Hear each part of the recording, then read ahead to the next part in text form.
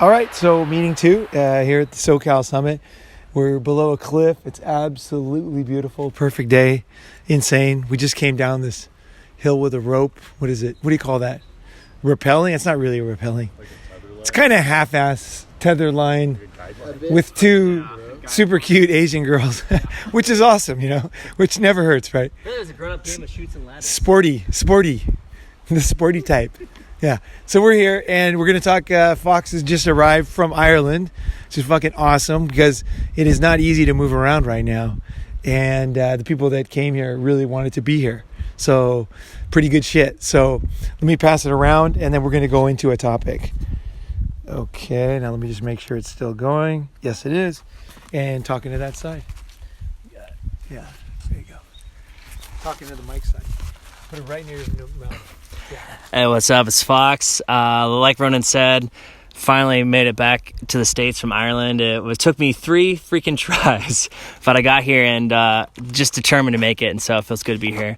But yeah, man, basically for me, this MGTOW journey really started back in kind of like the middle of 2018, around August. I found myself in a really toxic relationship, and I finally got out of there, thankfully, but afterwards it kind of hit me. I'm like, how did I do this? Like, what was it in me that made me choose this? Like, what's wrong with me that I keep getting in these really awful relationships and choose to be in them for a while? So I started researching, looking into like psychology and dating and reading books on it. And over the course of about a year, I finally got to MGTOW. I think I started listening to Ronin maybe back in last summer, last spring, last year. So, and then it was just like the whole puzzle piece, all the puzzle pieces started just falling together. And so it's been a really wild journey. But basically the last relationships I had that kind of got me to this awakening. The first one was like, the drop dead gorgeous, smoking hot model, quote, dream girl that treated me like shit and just like psychologically just messed with me, just total mental, emotional abuse. And thankfully I'd made a promise to myself that if I ever got in a situation where I felt like I was getting used and abused again, I would leave. So I did, after trying to fix it with her. And it was funny that she was like, what? Like, I thought we were great. We're happy. I'm like, no, you're happy because I do everything for you. I'm not happy because you're not, like, you refuse to meet any of my needs. So after that, the next girl I got with, she was like, seemed like the sweetest, most loving, most kindest girl, the girl next door, the kind you take home to your parents, the kind that you, like, I was like, I might actually marry this girl, young, super sweet, gorgeous. And same kind of thing though. Like, in the end, I realized that like my needs, what I want out of it, and I even communicate it really well. It just, she just didn't seem to care. She kind of had like the princess complex. Like, it was always about her. It was whatever she wanted. And I started realizing that there was this really one-sided thing going on in these relationships. Even if I communicated what I wanted, if I was really honest and open about it, and I was really working on that, it was almost like whatever I needed out of it was not even a thought, or if it was the very last thought. So I ended that last year, right after my birthday in 2019, and so it'd be like March. And I spent the last year, I took a year off. I just it kind of happened naturally at first, but I decided like, fuck it, I'm gonna take a year off from dating. I'm gonna take a year off from fucking, just completely just take a year to... Let me ask you, what did you need? Like, what were you not telling her? No, it's good. So actually, I would tell them exactly what needed. But although it took me a while to kind of figure it out. But so first of all, I will, a lot of these relationships were long distance, girls from other countries, that kind of thing. But what I would need would be very simple. You pretty much came down to just attention, their time, getting my sexual needs met. And it really wasn't that complicated. I wasn't asking for anything too wild. But I noticed like there's this thing. So the second girl, the one that seemed really, really sweet, she was putting a lot of effort at the start. And then after we got together, like once she like knew she had me, then she started backing off. And this is, of course, you can see this play out in pretty much every relationship, or for most relationships, I feel like. And a lot of it, I probably came in going being way too sweet, bringing her flowers right off the bat. And, just kind of, I guess it's kind of difficult maybe to really put it all out in a few words, in a few minutes. But I basically got to the point where I decided to just take a break. And so the last year, I just took a total reset time, worked on myself, and went through the whole, the red pill rage and all of that. And finally, I think in last fall, I got to this place where I just let all of it go. And I got into a really healthy mental, emotional mindset. So when I started really getting into Ronin stuff, it was more like I got to a healthy spot, and now I wanted to dig deeper. I wanted to understand this better. And then, of course, the reason why I came to the summit was, when I think about it, the number one most important thing I think is for guys is really to have a brotherhood. And it's kind of difficult to find that sometimes. So that's why I'm here, just to meet everybody, to learn from people, to share what I've learned, and hopefully to learn a whole lot more. Okay, real quick. Okay, cool. That's fine. So but it sounds like, I just want to get clear what you're saying. So it sounds like that you kept choosing girls who, when you got close to them, they ran away emotionally. Yeah. So you were picking girls that would, run away. Okay, good. That tells me a lot. So let's pass it back to Rhino we'll come back to that. Yeah. I don't have much to say right now. Need a little time, I think. Yeah. No, I'm in a little bit of the same way. We're trying to dive into attention. Attention trauma. I don't know. Like my deal with attachment trauma is that I am in a high attention type world with what it is that I do for not necessarily a living, but my hustle. No, but what my program. What did you choose? Like, because someone with attachment trauma, they're choosing a type of person that basically it can't work. Right? It's like doomed from the start, but it's because of something from childhood that makes you do that. There's something that makes you do that. You're like that for a reason, and that's what the key is, to figure that out. Oh well, so you don't have to do it anymore. What I figured, yeah. Nothing to do with the girls, because you'll just find another one like that. Yeah. What I figured out about myself is that I had this, I built this reward system in my head that, like, I was only valuable if I performed a task or if I was to some benefit. So I just kept performing that over and over again, like, doing favors, doing tasks, chores, or whatever. So you had to work for love. Yeah. Oh, yeah, absolutely. And I developed that from my mother when I was young. My whole upbringing was that way, surrounded with just her and doing tasks for her, because my father died when I was 7.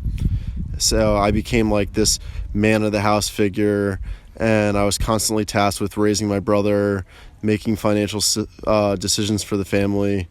I was just constantly in that. And then when I kind of went away for college, and even in my adult life, that kind of followed me, and I met this woman who took advantage of it. She like, someone who was exploitative, spotted that in me right away, was something that she liked, and she clung on to that and took advantage of me. It's important to know that you chose her. Oh yeah, no, I absolutely. That's very important to know. Yeah. Because it worked, it worked for me. That's what I was used to. That's what I liked. It developed a comfort zone in that kind of environment. So I dove right into her arms. She was looking for me, kind of match made in hell right there. And I realized this after I got out of that relationship, and I know that I no longer have to do those tendencies anymore. So that's why I kind of say, like, I don't have attachment trauma anymore, but I guess you could say that I just found a constructive way to manage it very well and not get into that kind of shit anymore. Yeah.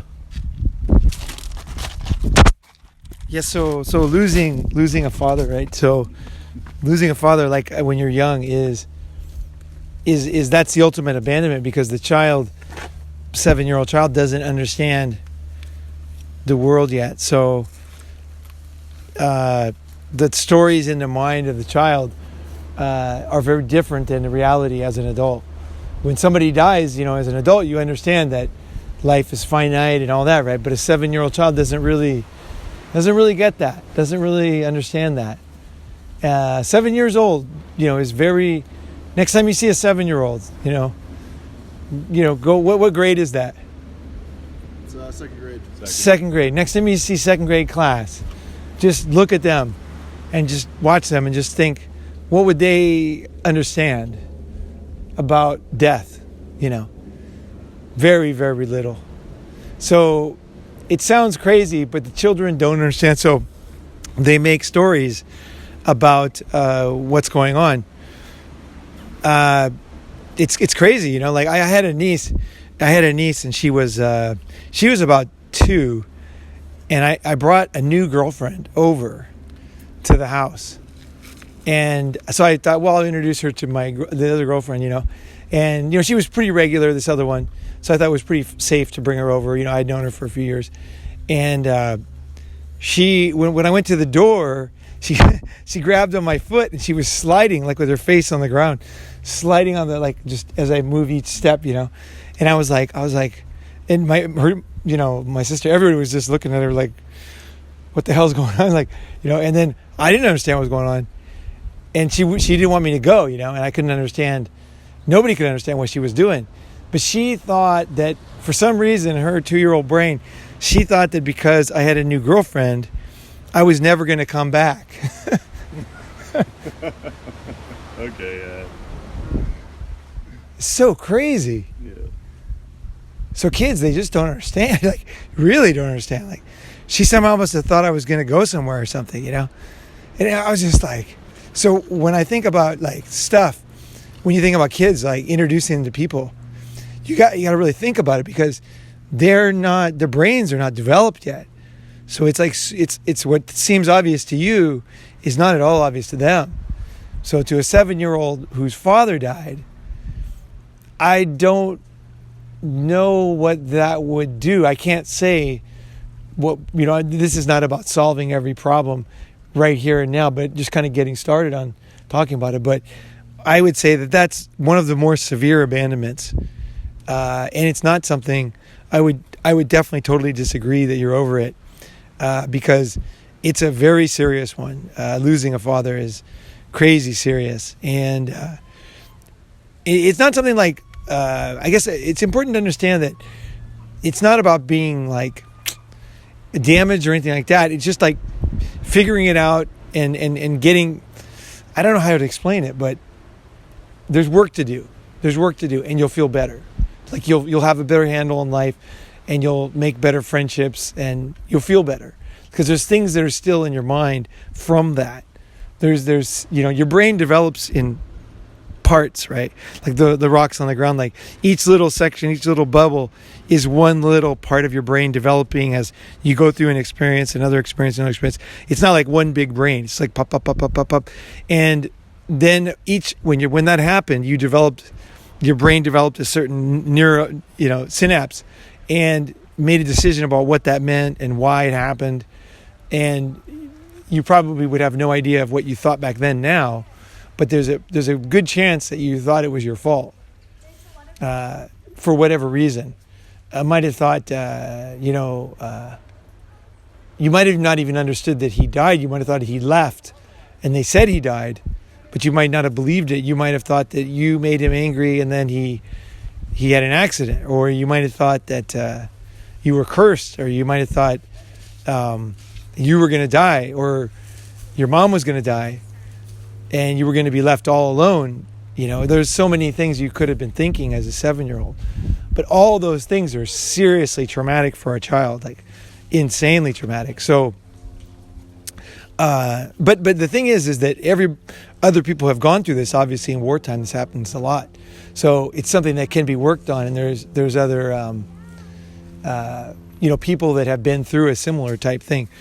But I would say, it's not. There's no hurry, right? It's a lifetime process of going through these things, right? Yeah, and I've So- been exercising. Right. I've been working on it, and it Yeah. helps every time I tell the story. Yeah. It uncovers something little, it makes it easier overall. He's saying every time he tells a story, it makes it easier. The thing is that I would say that there are certain people, certain therapists that really get it, and you have to find somebody who really gets your situation. And there's books and there's YouTube channels and things like that guys who really understand, and they can tell you stuff and you'll just be like, no, because it's stuff that you can't figure out on your own, kind of, because you were so young. It's so hard to explain, but plus it's something it's a missing. The trauma didn't happen now. The trauma of something that occurred. It's the trauma of what was then taken away. It's a different kind of. It's the trauma of an absence of something. It's like a mineral deficiency. It's like a nutrient deficient. It's like now you had to grow up missing this critical piece of development. Well, you miss the obviously as a child you miss all the guidance, love, support. The captain of the ship, is gone suddenly. So there's many aspects to it, many aspects, and there's also which I got a hint of, but I can't say this was it. But it's very common to have emotional incest where the mother will take the child almost as a lover or to put them into a role that is very inappropriate for their age, where they are expected to emotionally support the mother. And this is seriously traumatic on top of the losing the father, because all of a sudden the relationship changes and it's nowhere appropriate. But a lot of times if a mother is not prepared to handle it, she doesn't even realize what she's doing. She just naturally kind of gets help from whoever's there, right? I heard the term, but she makes her son her surrogate husband. Yeah, surrogate husband, emotional incest. So there's different words for it. That's absolutely what happened in my scenario. That's what I heard, yeah. Yeah, that's absolutely it. It was totally non-sexual, but I was tasked with making all the big decisions, being the man of the house. Like knowing exactly when she was upset. Like, I would be able to even sense it. Anywhere I was in the house, wherever she was, I'd be able to just sense, like, I need to go to her right away. I was so in tune with that. And that's called hypervigilance. Yeah, it created hypervigilance, absolutely. You have to search about hypervigilance, yeah. And effects of hypervigilance. And then I was telling, I'm sorry, what's your Walter? Sorry. Yeah, I was telling Walter that I was tasked with making all the financial decisions in the house, even, and then just punishing my brother when he misbehaved, too, and I had to raise him, teach him things, and so my brother even has like a hard time dealing with the fact that I'm such a fatherly figure, and I've been working hard to maybe recreate or even forge like a brotherly relationship with him now as an adult, Yeah, it's some tough stuff. Yeah, the thing is you can't. The difficulty with this type of trauma is that you're going to want to fix it. You're going to want to, like, for example, you're thinking, like, if I go in and develop a relationship with him now, like I should have had then that'll fix me, be good for me, and it'll fix him. But the problem is it doesn't, because about him. But it doesn't help him, because the thing is he didn't get what he needed when he needed to get it. So now at this age, he probably needs different things, and what he missed cannot be given by anybody. You cannot give it to him, and nobody else can give it to him. That's one of the most saddest things, is that once the time has passed, even if there was a time machine and your dad could come back and try to talk to him and say, hey, I'm your father, and how are you doing, and like try and do it. You can see the impossibility of it, right? Because he's now a grown adult. And so what he needs to do is he needs to work. It's up to him. You can't fix him. You have to focus on yourself, and fixing what you were missing back then, and healing on that. And it's up to him to go in and find out what he was missing, and to fix that.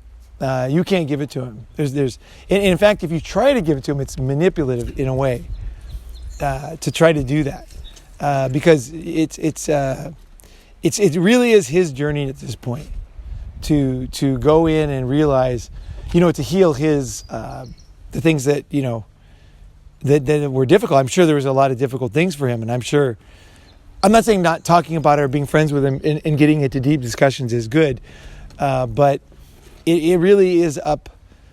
Like, I'll give you an example. Like, for myself, like if anybody that traumatized me when I was a kid said to me now, I'm so sorry for all that. I want to, be the so and so that I wasn't for you then, and I was wrong. I was totally sorry. It still wouldn't. It just doesn't hit home for me. Because now I'm a grown man. Like I don't need that anymore. Like I don't need a father figure. I am kind of a father figure now. I'm a man now. Like I don't need a father. There's a certain age, and a lot of people say 18, but there's an age where you do no longer need the parents in the sense that they were. They're now just people in the world. And if you're good to them, and obviously it's more than a stranger, but they're not, if they try to fill the role that they should have filled, it's inappropriate. And it won't help. It'll just make things more confusing, really. So it's a personal journey from now on.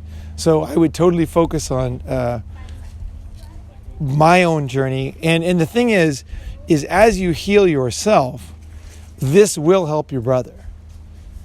Because he will see you changing. You've got things that he can see that he knows came from that period. And so as you heal, he's going to see you change. As you try to help him, it's probably an old record that's gone on a million times. And it's like, but as you heal yourself, as you and mature and overcome any kind of, these things are not just about, see, the thing is your brain developed. So it's not just realizing it is not enough.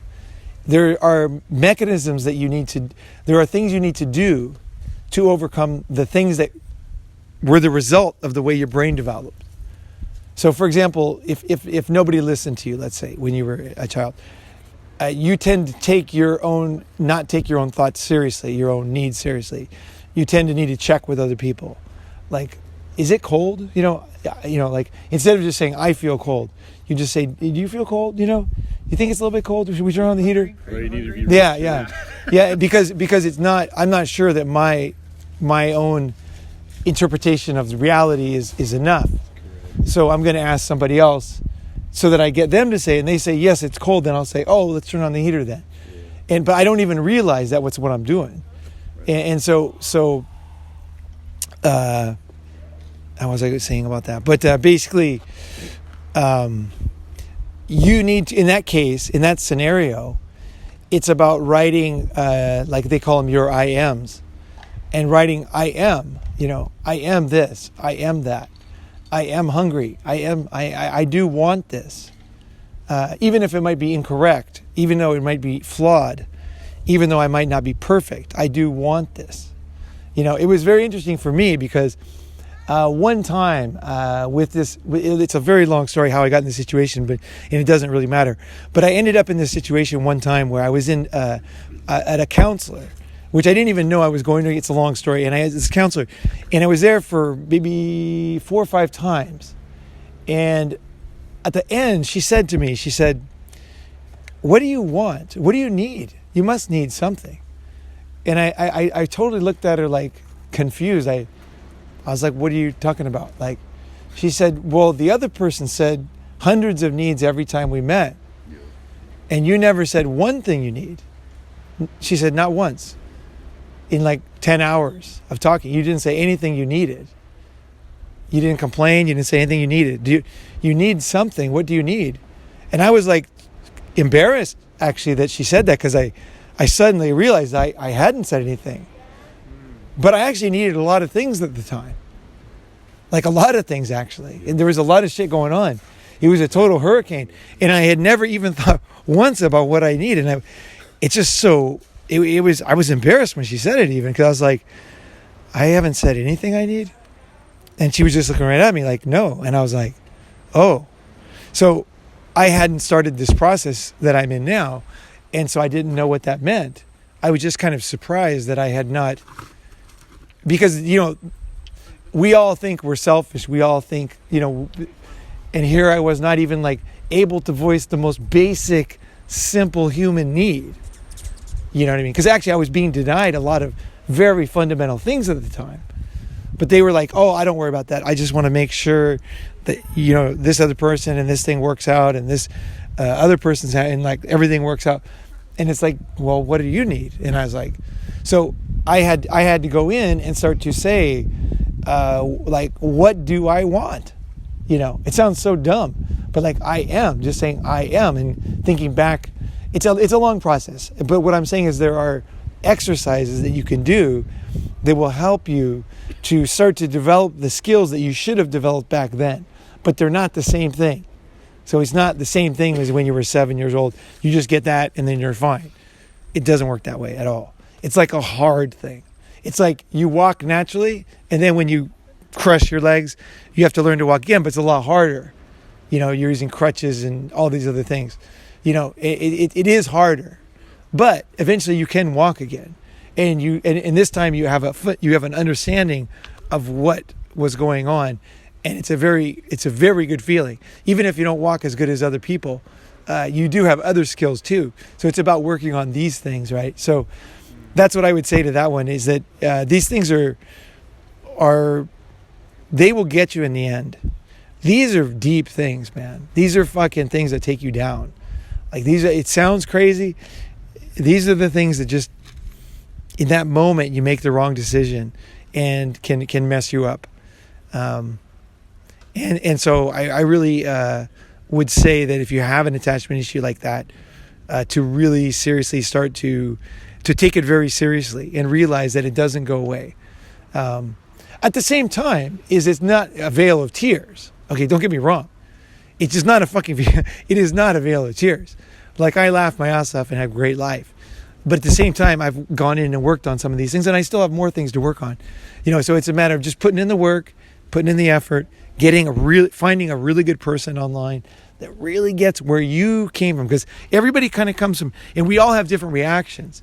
That's what makes it so complicated.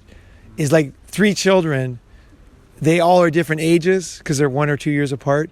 Totally different, each kid's experience. Like, my sister's experience of my dad's alcoholism is completely different than me and my brother's. Is just by pure luck, my dad's alcoholism hit the peak when I was like 13, 14, 15, right around that age. The most fundamental years for me. And so my brother was too young where it affected him, but not the same way. My sister was already kind of out of the house, and I was like right there in the middle of it. So often when you work on these things, it's very difficult because you would think that your brother and sister would be like, oh, I understand you. Of course, I was fucking there. I'm your brother. I'm your sister. The problem is they weren't there. Yeah. They were a different age. They have a totally different experience, totally different story. They have a totally different experience. They might have been riding their bikes around the neighborhood a lot more, skateboarding. They might not have been in the house. They might have had a part-time job. They might have been at school activities. They might have been had a boyfriend or girlfriend. Anything that could have changed the dynamic, where you might have been at home more. You might have been not had a car yet. You might have been in the house. You might have been you're going to get different. Like let's say if a daughter is going to have a different experience than a son will have. And need different things and have different experiences. The black sheep. And well, there's that kind of thing. There's like scapegoat and golden child, but there's also just different things with sexes. Like the father is going to do different things for the daughter, and the mother is going to do different things for the son. And so those issues make a difference. So if the mother is alcoholic, it can be quite difficult on the daughter, because that's the connection, right? That's the guide. That's the teacher, and it's somebody who is there physically, but is not there at all mentally, right? And the thing is here's the good thing about a father dying, if there is one, would be that it's sometimes many people will say that it's more difficult to have a father who is there but who does not love you, or is a drug addict who is there but they're not there. Because when your father dies, everybody feels sorry for you. Everybody supports you. Oh, your father died. Are you okay? The relatives, the neighbors, every time they say, well, where's your dad? And you say, well, he died. And they're like, oh my gosh, So sorry. Yeah, right. They get a lot of like people saying that. It can be very difficult if you have somebody who is a psychopath who looks good on the outside and tortures you at home.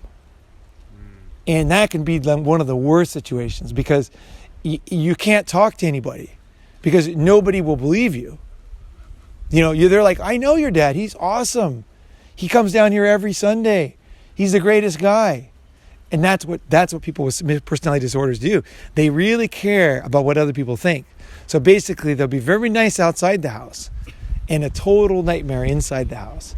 And basically sadistically emotionally torture the people in the house. It sucks because I had both, Right. Because then I went into that relationship with my wife, and she was your dad. Yeah. Don't talk about it. Just say yourself. Yeah. What? Yeah. Yeah. So. But that wasn't childhood. No, it wasn't childhood, but it's like I so see it.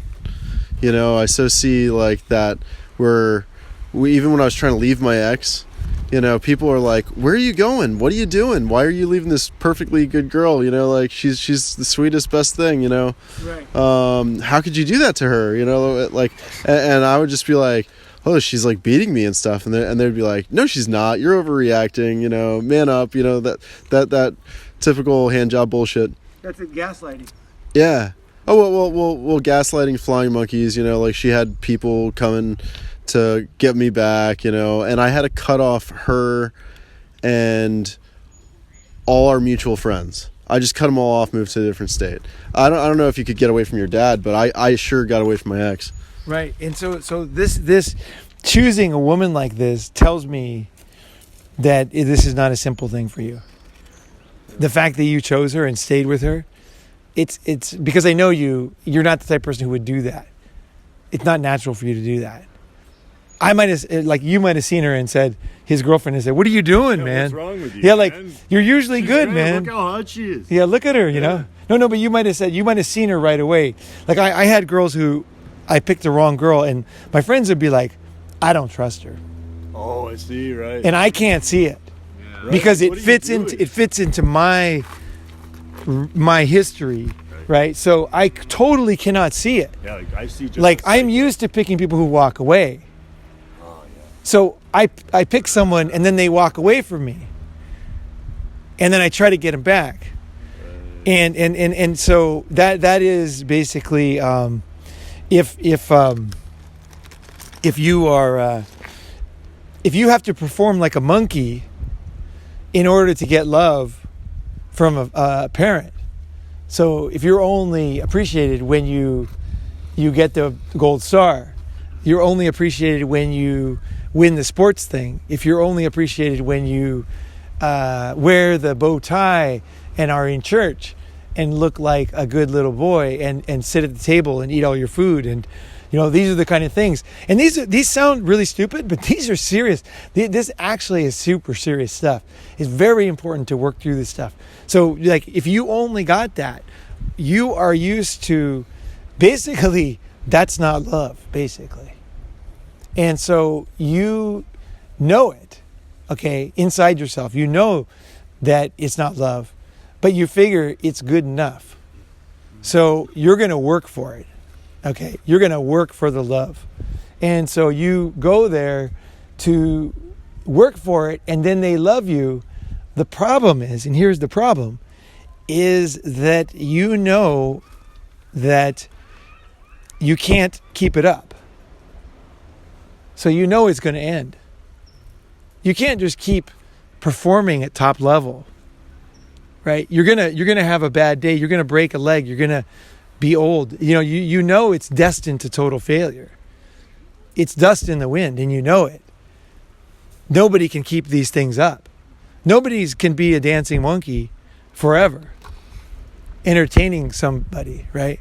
So you know that, and this is, think about this, how heavy this is, because you know essentially that relationship, everything's going to end in doom. A sold house, a divorce, a cheating, a loss of money, Do you think that creeps pain, into all your life? What's that? Do you think that creeps into all of your life? So if you're doing it at your house, Of you're course. doing it at work, Of course. you're doing it for your friends. Of course. Yeah. Yeah, of course. It I've experienced that. right, of course. Personally. So you go and you're trying to, you're just used to it. You're just used, you have to perform. That you got to put on the fucking show. And so and then when you do it, they give you the love, but the thing is the sad thing is it's not, it's not even love. It's just, it's kind of like, just like I didn't get crushed or something. You know what I mean? It's just like, what's that? You receive their tolerance. They'll tolerate you. They were okay. You passed, You did something for me, so that's pretty good. Yeah, it's like you're in prison and the guard is not going to beat you. Yeah. It's like, exactly like that. you were a good boy. Okay. Did what you needed to survive. Yeah, you're okay. You're not going to, Yeah, honestly. yeah, you passed. It's like all my relationships and back to my parents. Right. Yeah, it's everything. Right. Like I have the same everything that's been said. Right. Except with the last girl, I actually, like my ex-wife. With my ex-wife, I actually confronted her because she called me one morning and It truly doesn't have much to do with. no, honest. this was like a calcifying moment of like, this is a problem in me. Is she said, "Why aren't you hurting?" That was her phone call. Like, you're not hurting enough. Like, what's going on? And then we got talking a bit, and it got to the point where she was like, she didn't say it explicitly, but it was why aren't you pining after me? So it went from you're not hurting enough to why aren't you chasing me? You're not trying to get me back. So I said, okay, if I came back right now, would you fulfill my needs? And there was this long pause because she had never considered that I had needs. Yeah. For her, my needs were taking care of her needs. That was it. That was the dynamic. And the thing is, and here's the thing is, this is what you've been trained to do. That's right, and that goes back to my childhood. It does. I did that for my parents because they were that way. Right. It was you get a cookie, or I'm not gonna take away your stuff if you're a good boy. So you go out and you do these things for us, and you make us look good as a family, and that's great. That means that there's no negative repercussions, but there's no positive either. Right. And it's also, it's knowing, as a child, kids are really smart. So they know the parent, they know that they don't believe what they're doing, right? They're just trying to make the parent happy, right? Now, the child is hardwired to do that. So the child will just do this naturally. That's like way back to like when I was like 4, 3, 2. Yeah, no, children all are hardwired to make their parents happy and to try to keep the family together, because if they don't, they're going to get left, in the wilderness without any food. Yeah, I rely on So you, man. they know that love or no love, they need the fucking parents. Yeah, abandonment equals death. Abandonment equals death, and especially for a child. So the children are like, hey, I'd like to have love, but hey, I need to fucking eat and I need a safe place to sleep. So they're going to try to keep the family together. So no matter what happens, they just want the family to stay together. That's why the kids will always try to get the parents to stay together. Like, why? How come you guys can't get together? There's all these YouTube videos about that, and they say it's so cute, but actually it's not that cute. I mean, it's interesting. I think it's quite interesting because the child is expressing their deep fear of, not being protected, Yeah. And so that's why they're trying to get everybody happy again. I just want you to be happy, I want my daddy to be happy. It's so that, and then they'll be protected, and then everything will be good. And so the children feel like, well, whatever I have to do doesn't really matter. No one's going to pay attention to me. I may as well make everybody happy and we'll be fine, And then that starts down the road that we're talking about here. And then that permeates every part of our lives, right? I had one friend, whenever I went out with him, he had to pay every time. Like, he always had to pay. and he'd buy like a new wetsuit, you know, like a killer new wetsuit. He'd always get like the top of the line shit. He wasn't rich, but he'd always get the top of the line stuff. And then he would use it for a little bit, and then he would like give it to me, like a brand new wetsuit, like really expensive, like, oh, you know. And he'd always, don't worry about it. And he would always, like, if we're going out to eat, he'd always pay. And it was because he was always trying to, you know, he felt like he had to do that, you know what I mean? And it was like, I always was like, this is weird, you know, because he wasn't rich. Didn't make sense to me. But these are the type of things that we do, you know.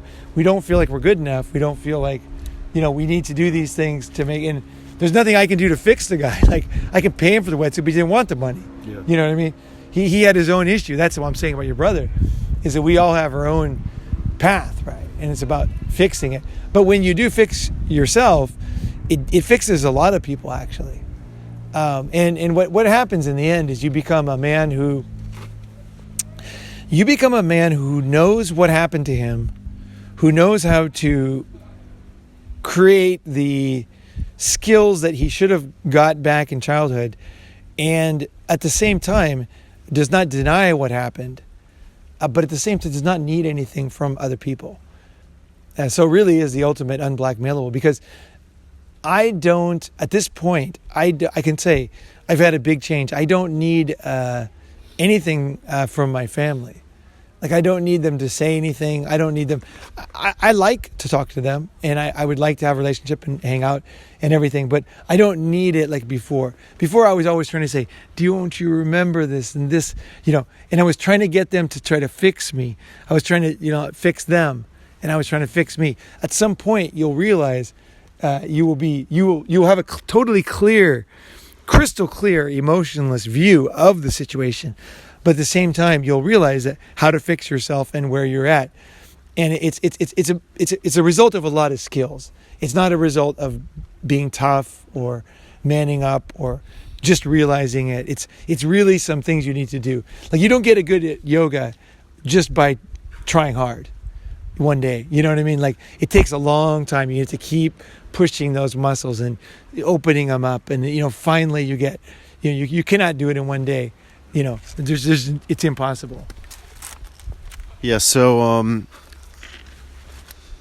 one of the challenges of showing my brother, like, my healing process when I get to that stage is the fact that I lead a double life, and a lot of my life is secret from my family, from my employer.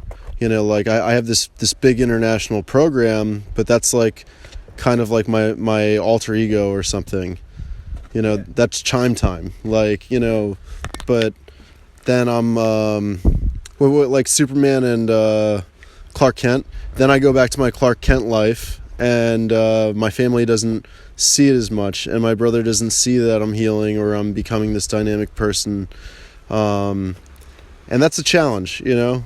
It's all related. The hidden stuff, the two personalities, all these things are all related. Yeah, these are all. You said a lot. Don't worry, you said a lot, and that's good. You said a lot, and you'll be able to go back to that. You know, and that's awesome. That is awesome. Yeah. Strategy. No, that's very, very good right there. Yeah. With the past. That was like when Hamish called his girlfriend at the his ex-wife or whatever at the last one. You know, no, that was dope. Actually, there is a really excellent video.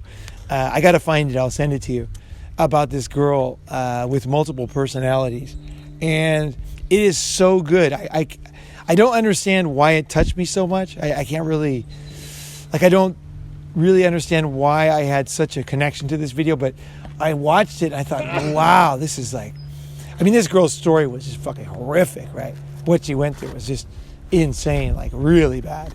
And when you hear her talk and you see her, you know, progress, it's just, maybe it's just because she's so much worse that you get inspired. The fact that anybody could survive that, it makes you think, fuck, I can do my thing for sure. Like, no problem, right? You like avoided it. You know, what's that? You avoided it. Like, you could have gone down that path with the life. No, I didn't have this kind of things happen to me. No, I was just wondering. No, what happened to her was like terrible. Yeah. Oh, okay. Oh man, she just got the worst of it, anything. Oh, okay. And so, but it made me grateful. But also at the same time, I had a deep connection. Like I felt like I really could feel her, you know, like I was like, I'll find it for you. And it's going to be a weird video. Like, trust me. I can put it in the group chat or whatever. But it's a very strange video. So you might have to listen to it twice to even think, what the fuck, you know, it's pretty heavy. It's very heavy actually. So I would say, let's come back to yours, unless you want to bring it up. Do you want to say it again? Do you want to bring yours up again? We'll Are you starting to get a kind of a grip on something? well, totally. I Yeah. mean, Pass this over and block the wind. yeah. It's not really. Well, so in my introduction, thanks, man. In my introduction, you know, I kind of went with like, I guess the typical, yeah, you know, date this girl, date that girl, you know. But what I realized, and it's actually perfect with what we're talking about, when you get to the, like you said, Ronin, why am I choosing? You know, and why I said like, why am I choosing this relationship? Like, I realized it was my, like, yeah, these girls were this or that, but it was my fault, and I started having flashbacks. It's And not your fault. I don't mean. well, no, it was my choice. It derives from inside. Yeah. For very good reason. Yeah. Generating it. Well, and so very good reason. and this is where like my real like transformation healing came, because I started like flashing back to when I asked myself, like, all right, I was on a flight to Switzerland to meet up with my sister, just go a couple years ago, and I read this book and like what we're talking about with attachment style, and I just started flashing back to, holy shit, like, I don't know if I can say that, but sorry. This is basically like how it was with my parents. And so it's perfect with what we're talking about. Like, I started realizing the way my parents loved me, like, I'd never experienced unconditional love. I didn't know what it was, you know. And even in like, you know, I was raised, you know, Christian, and even with that though, like, it was always like, God loves you, but if you do this, that, you know, he'll send you to hell. So I didn't know what it was like. And so I started like remembering back to like when I was a kid, and if I wanted to go hang out with my best friend, you know, I was like maybe 11, my dad would be like, yeah, well, you know, what's in it for us, basically. Like you had to literally love to, the way I was taught was pretty much a bargaining system. And if you did enough for them, then they would be okay with it, or then they'd give you what you want, maybe.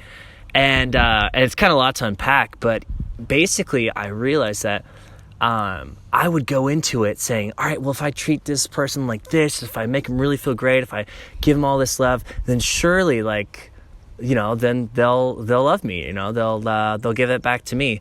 Where when I was a kid, I would basically start to, instead of asking my parents for something that I wanted or needed and then seeing what they wanted in return, I would come with like an offering, like, all right, I will do this for you if you let me do that. And it was this very like, you know, like you expect like your parents would just like take care of you, but that wasn't something I experienced.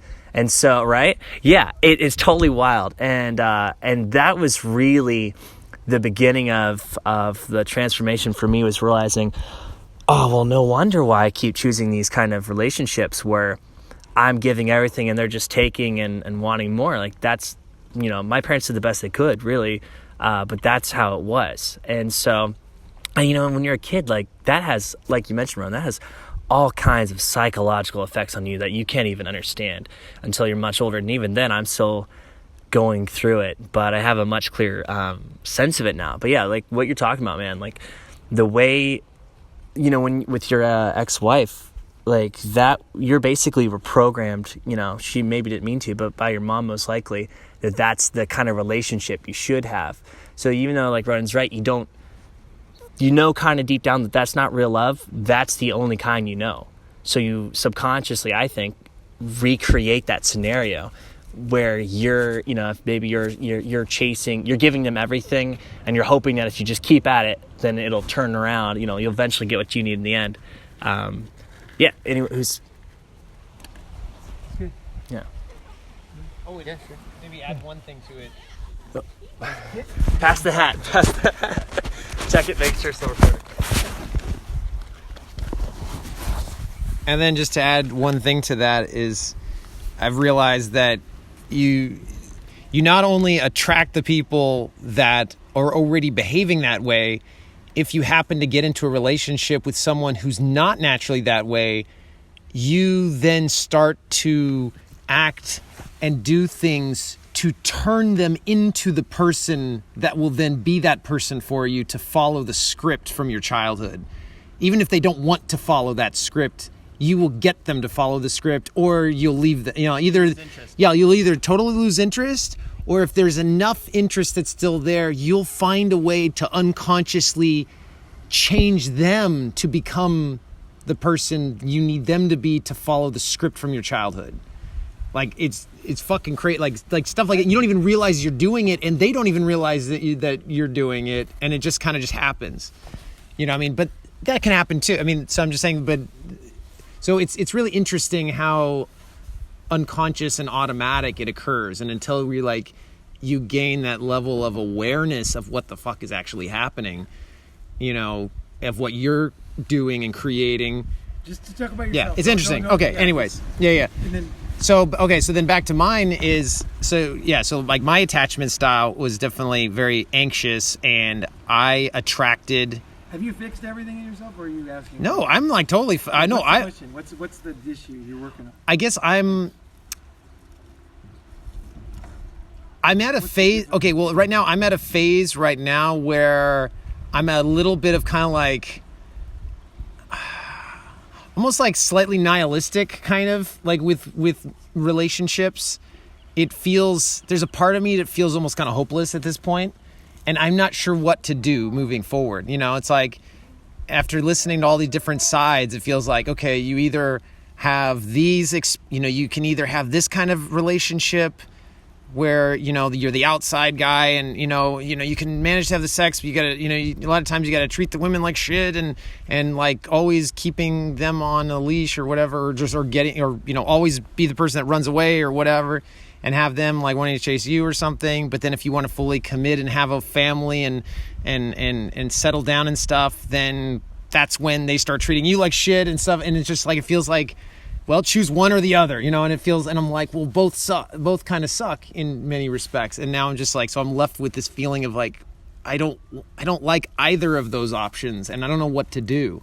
And so now I also kind of did a similar thing where I'm like, my birthday just happened in February, and I was like, all right, for 1 year, I'm just completely going abstinent with any relationship with any women, and just kind of take a year off and just kind of figure some shit out and work on myself, and then reevaluate on my next birthday.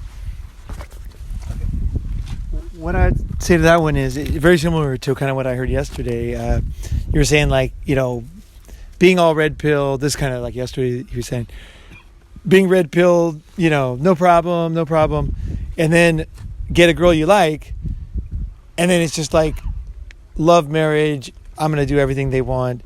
There's like two totally different, there's no, it's kind of a hopeless situation, because it's like I'm either going to be a total hippie, or I'm just going to Wall Street. I'm just going to wear a suit every day. As soon as I walk by a recruiter, I'm going to walk in. I'm going to shine my shoes. I'm fucking going to do this. And then as soon as I can't do that anymore, I'm just going to fucking go out, get naked, live on the beach, And it's like there's no. The thing is that it sounds like I would suspect. Now I can't say this. Okay, I don't know because I don't know you, but I would say it sounds like what you're missing is that you don't love yourself. And the key thing is self-love is the key thing. And that's what needs to be worked on. It sounds like to me. Now, I can't say this is definitely true, but this would be my guess from what you said, is that you can't get this.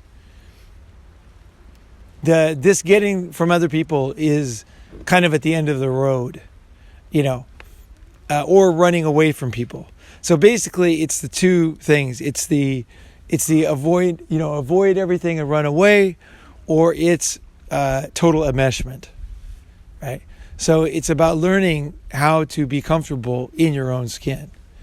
And this is not something that will come natural. This will not happen on your own. I'm telling you right now, it will not happen. There is no magazine you can read or mountain you can climb. There are some stuff to work on to develop this. And there's some stuff that is causing you not to do this. There's a lot of stuff to work on about this, but I would say that would probably be what my recommendation is, to totally focus on self-love, and there's a lot of different guys I can recommend to start to get you thinking about it. But I would say that's probably, it has nothing to do with any girls. It has nothing to do with any friends. And the reason why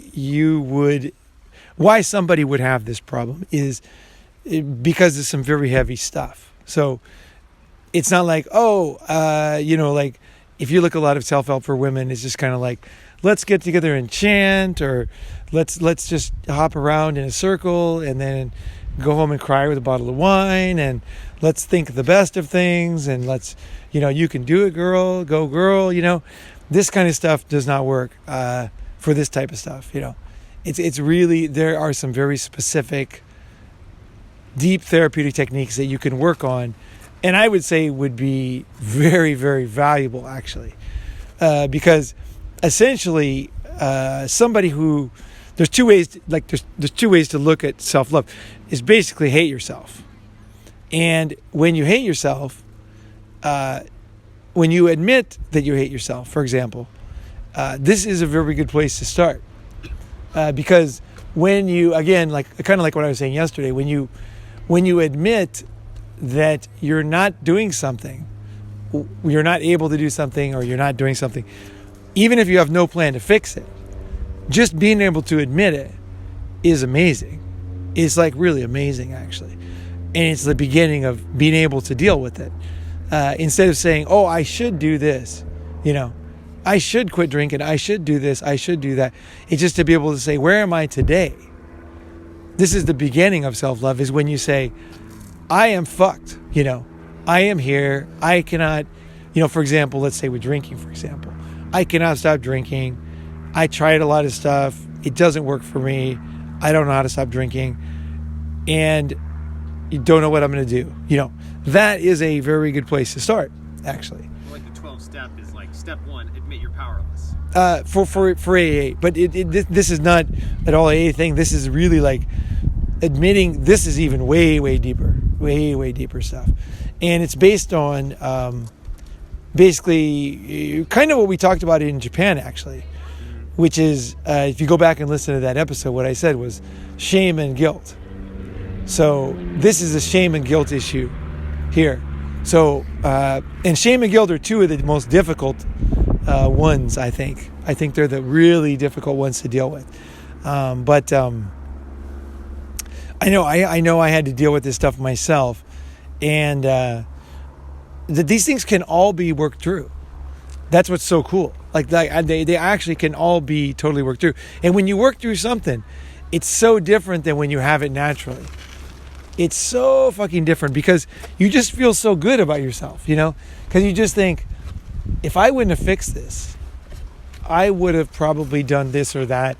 Or you see other people who don't fix it, and they just basically drive people away because they just don't like themselves and are not comfortable with themselves.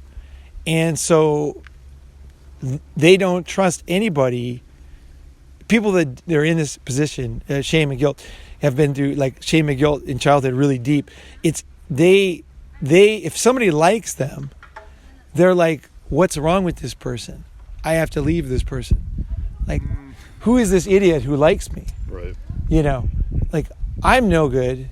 What are they fucking thinking? What's wrong with this person liking me? They're stupid. Right. They like me. Don't they get broken and messed up? I don't like myself, and so I'm going to pretend this charade until they finally figure it out.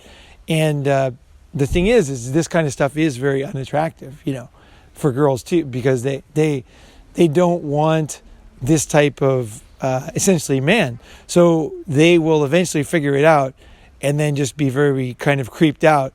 And then the person who doesn't love themselves is kind of like, yeah, that's what I knew was going to happen, And so it's very insidious. It's very insidious.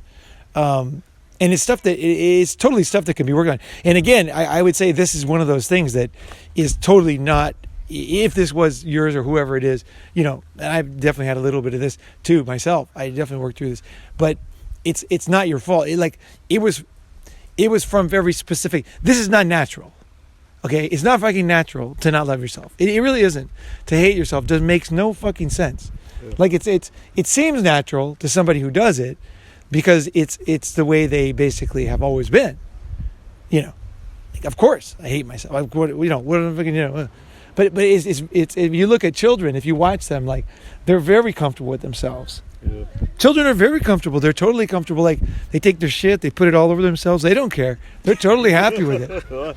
Yeah, the kids are like they're fucking totally comfortable with themselves, and it doesn't they don't feel they're bad. They feel totally good about themselves, and that's one of the things that a personality disordered parent will not like. So the kid's happy with themselves, and the parent is like, who do you think you are? Like. Happy with yourself? Like, look at you. You can't even walk yet. How can you be happy with yourself? Like, like I'm gonna make you feel bad. And it's a generational thing. So, fixing yourself on these issues, again, it's if anybody did this to you, for example, as a child, that means that someone did it to them. Okay, and I don't mean this as like, forgive everybody. It's just true. Like, it's not natural. Like, it's not fucking, it is not natural. Like, you know what I mean? It's like, it's not natural to do certain things. And some things are just very natural, right? Like a baby can swim the first day they're born. An infant, if you take an infant, right when they're born, you throw them in the water, they have videos of kids, they just start swimming naturally. But after, like, say, 6 months, if you put them in the water, then they don't know what to do.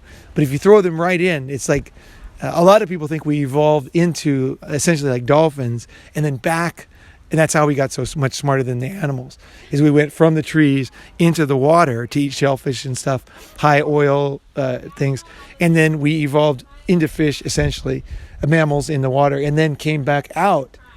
And then, so we were originally monkeys, but there's not enough nutrients and nuts and seeds and berries to get us to have brains like this, but there is in the sea. Right. So that's how, that's why whales, dolphins are so smart, right?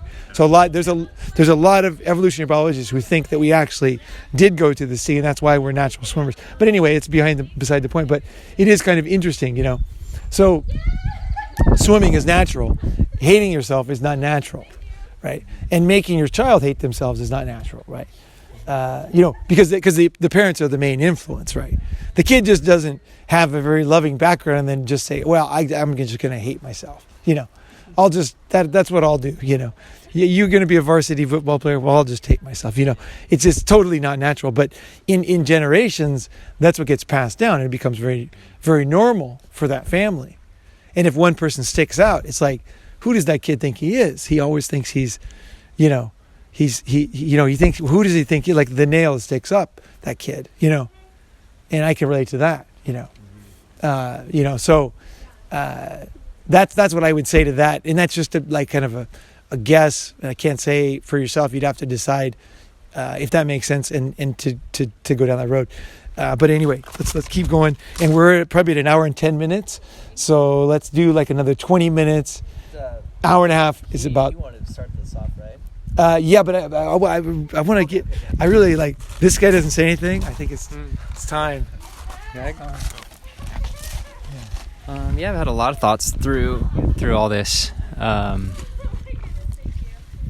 guess I don't know where to start with it, but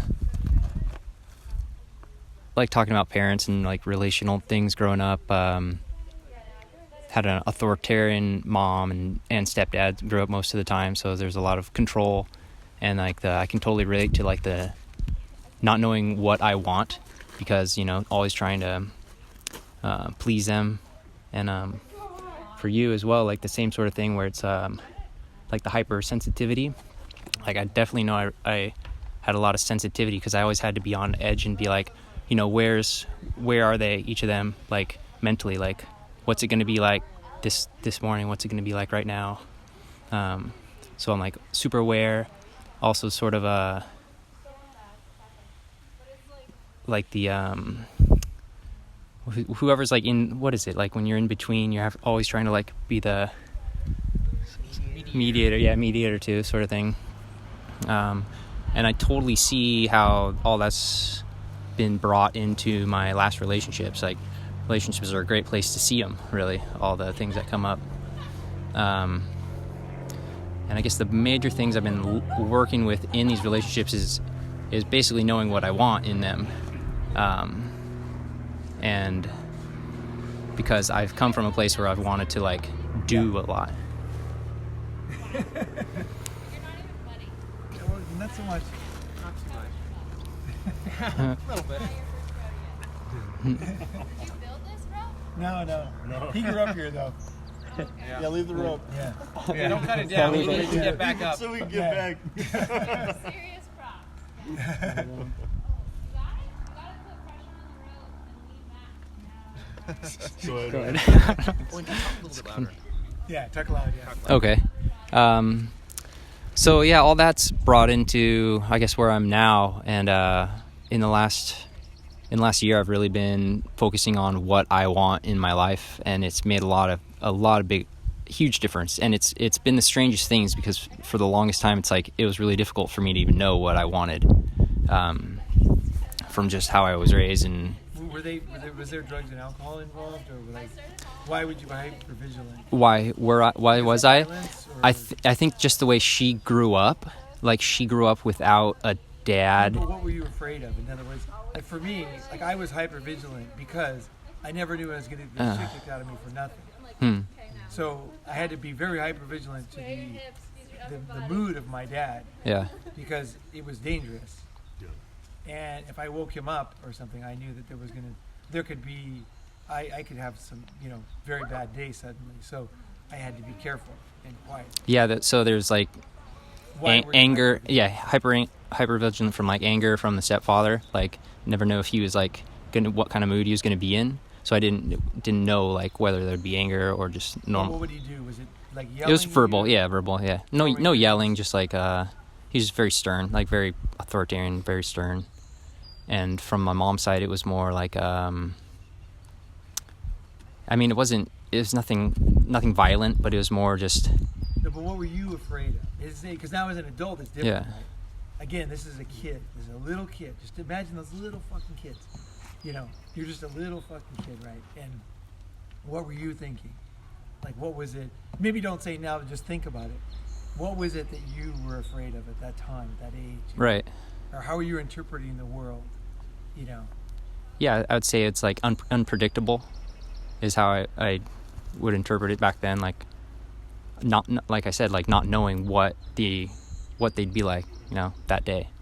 Like there's no consistency really. It'd be like, and so I was always doing things to try and like get love from them. Like I'd have to do things to sort of get love, My parents were the same. It was like I didn't want to anger my dad because he'd yell at me, and I didn't want to upset my mom because then she'd be disappointed in me. That was how. Like I used to hide. Like I'd like pretend I was doing like homework when I'd hear the garage door because my dad was home. Then he'd come in and he'd be upset about something because I didn't. Even if I did all the chores that he wanted me to do, he'd still get mad. My mom was the same way. She'd be disappointed that I didn't finish one thing that she thought she told me to do, even though she didn't tell me to do shit. So that was my hypervigilance. Yeah. And it wasn't like violent. I didn't get kicked down the stairs or anything, but it was like that anger and that disappointment on their faces because I went the other way from like I can't remember who said it before. Oh, sorry. No, this is all good. We're all one. I can't remember who said it before, but they said like when like they had to do. You can sit closer. They had to like ask, and there was like a bargaining before. I think it was Fox said it was like a bargaining thing. Like you had to show up with a bargaining chip. For me, I didn't even bargain because I knew it was going to be no. So instead, what I would do is I would just go and do it, and then when I came home, I would just get in trouble. And it was like, well, I already did it, so what do you, what are you gonna do? And then they'd ground me or whatever, and then I would do the grounding. I have no problem with that. But then I would never ask to do anything. I'd never ask to do shit. I would just go out and do it because I knew it was gonna be no, or there was gonna be some sort of condition, and it was not gonna be what I wanted it to be in the end. Mine was like that made me think. For me, it was like whatever it was that I really wanted, was the thing that was bad. Yeah. That's Like whatever that's it right was, whatever. If I needed something, like that was bad. Yeah. You know, and it's like, but they knew that I was going to need that. So it was like it was a setup, because I'd be like, well, yeah, but I got to do this. And it's like, we knew you that. And it's like, I knew it was coming, because like I couldn't think of any other way. Like I needed to get that done or whatever to do that. And it was like, it took me just recently when I realized it was all a setup. It was the same as like the church will tell you when you're, say, small, that it's a sin to lie when you're little, because little kids, don't want to tell the truth about stealing a cookie, right, or something, right? Yeah, like offering plate. Yeah, they, just like whatever. They don't want to. They don't want to say they didn't do it, right? Their brother did it, right? So they lie. So that's a sin. And then as soon as you're 14, it's a lie to want to have sex. Yeah. Or sorry, it's a sin to want to have sex. So it's like whatever you want to do, that's the worst thing. So you're fucked, because whatever is that you really want to do, which is totally fucking natural, right? You know what I mean? Like, it's totally natural to not want to be in trouble. It's totally natural to want to eat a cookie. It's totally natural to want to have sex when you're 14, And then that's the bad thing. And so it's a total setup. Like, you can't win, right? You cannot fucking win, But let's go, because Gabe hasn't talked at all. Can I add just one last thing? Okay. Like less than 30 seconds here. I realized my hypervigilance growing up was my mom made me responsible for her happiness. And anytime I would do anything or not do something, she didn't get angry at me.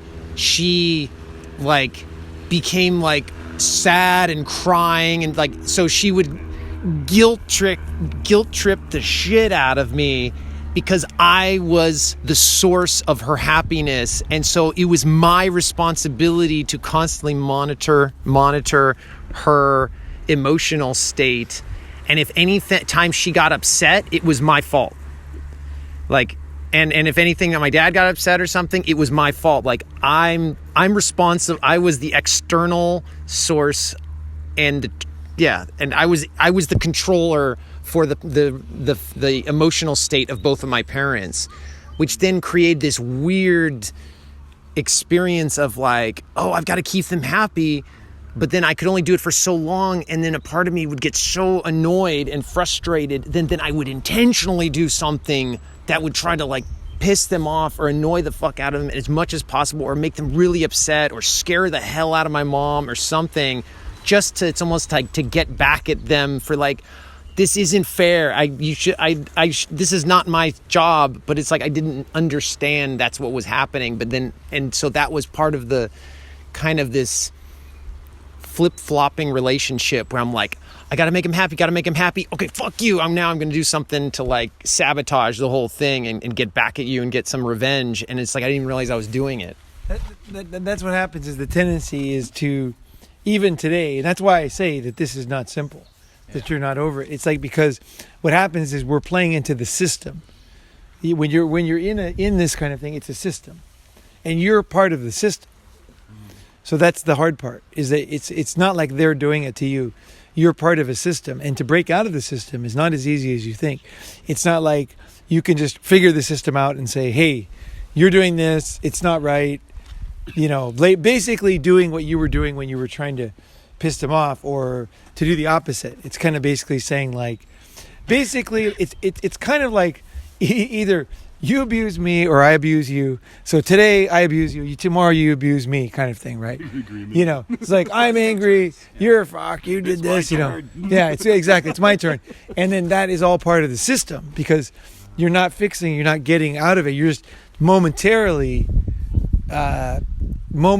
being on top of the abuse, essentially, right? It's and so it's in the system. So it's about learning how that system functions and how you're part of it, and then there are ways that you can start to back out of it, and to actually not be part of the system, and at the same time be able to have compassion for other people in the system, So what a lot of this is kind of why I do what I do, is because I see a lot of women's self-help. Essentially, most therapists are for women, like basically, right?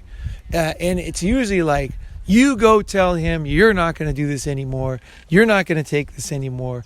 He's not treating you right. And it's essentially like, you go and abuse him for a while, and you fucking tell him the way it is, and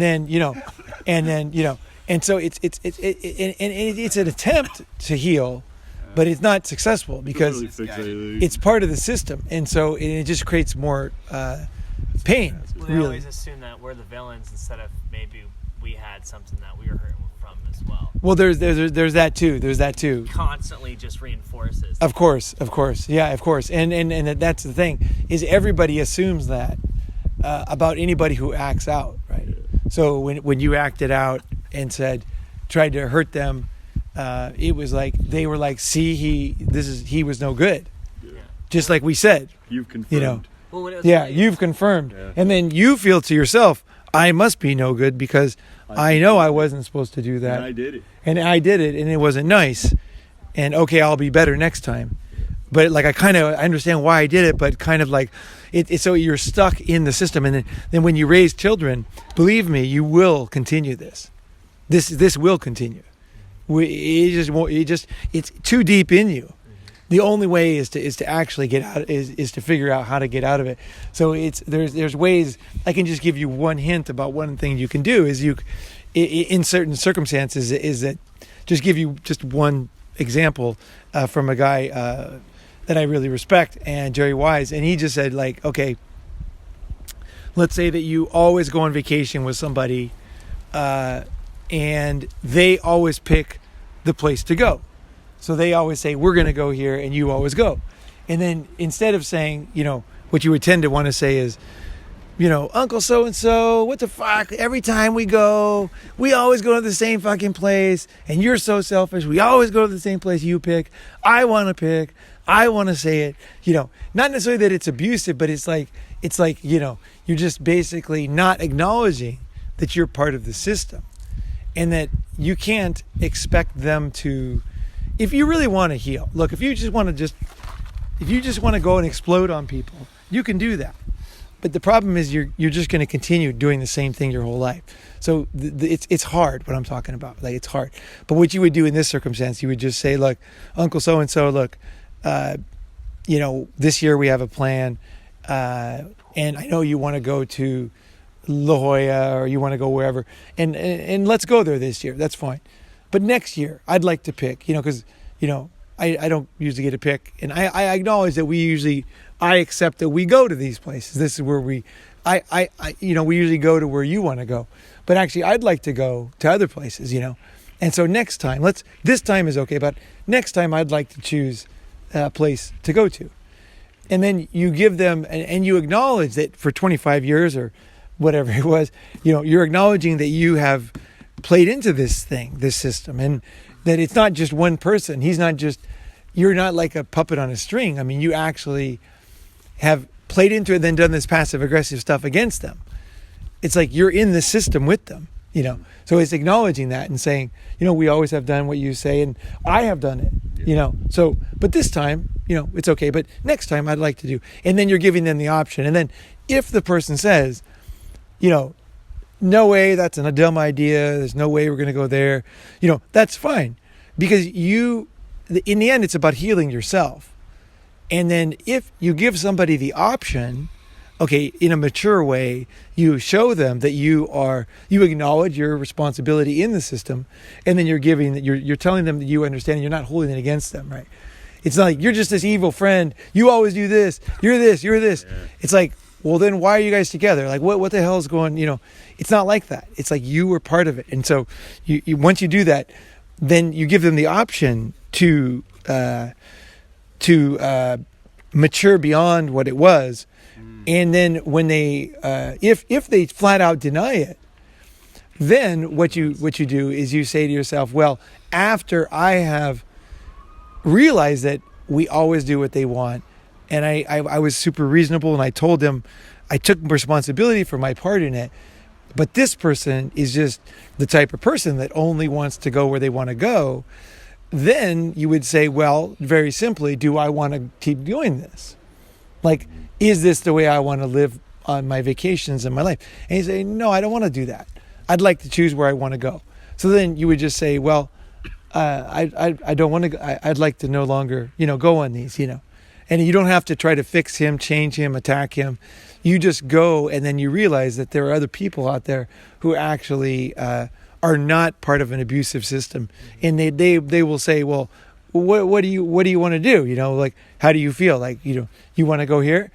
And they'll say, well, I really want to eat this, and they'll say, I want to eat this. And for myself, what I do with and it was really worked for me. I just totally unrelated, but I would be out with girls on dates, and they would always want to go eat certain foods, but I eat a lot more than girls. So the places we would go would be very small meals and a lot of rice and stuff, right? Whereas I wanted to eat like all you can eat Indian food, where I could have like a big pile of chicken, a big pile of vegetables, 6 naan breads, and get some lunch, And so what I would say to them, I'd just say, well, we spent some good time together. It's been great. So why don't you go down there to your restaurant? I'll go down here to my restaurant, and then let's meet in 35 minutes or something. Or when I'm finished eating, I'll walk over there. Or if you finish eating, you can walk over here. And some girls in the beginning would be like, oh, you really want to eat Indian? I'll eat with you. And I would let them know that I'm really not, it's just that I just want to eat Indian. Like there's no resentment. I'm not trying to leave them. I'm not trying to do a secret phone call. I'm not angry at them. I just want to eat my food, and I'm going to be happier if I eat my food. And she's going to be happier if she eats her food, right? And once they realized I had no malice, they'd be like, oh, this is cool. Because like say we were together on a weekend, and then it would be like, and this works with friends too, right? It totally works with friends. It's exact same dynamic. So just insert man instead of woman, or woman instead of man, or whatever.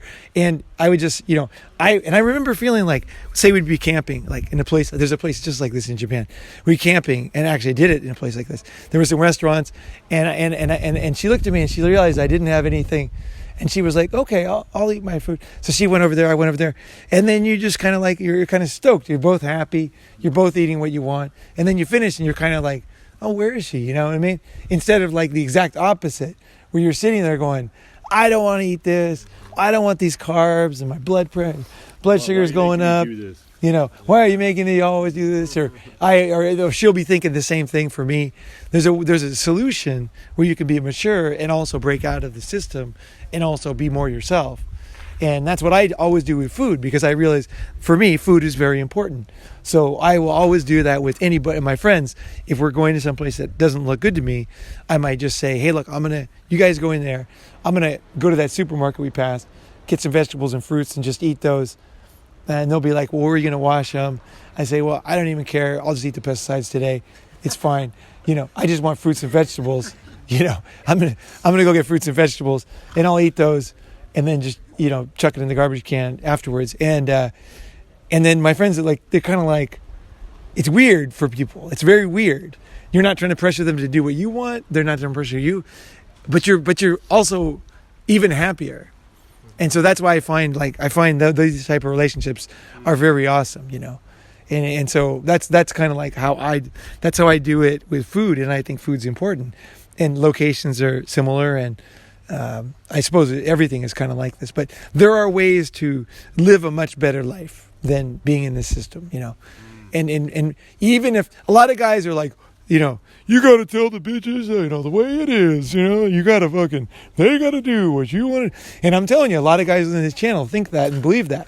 But I'm telling you that there is no happiness there. There's no happiness. I mean, I've had girls that will do everything I want. Like literally. I've had girls like long term that will do everything I want, whatever it is. If it's any type of sex, if it's eating anything, if it's going anywhere. But I don't want that. I don't want somebody to be a slave ignoring their needs for me. Like, that doesn't make me happy. I like the fact that they're willing to do it. You know what I mean? They like me enough to want to do it. That makes me happy. It's just like, wow, that's pretty cool. But hey, no, I don't want that.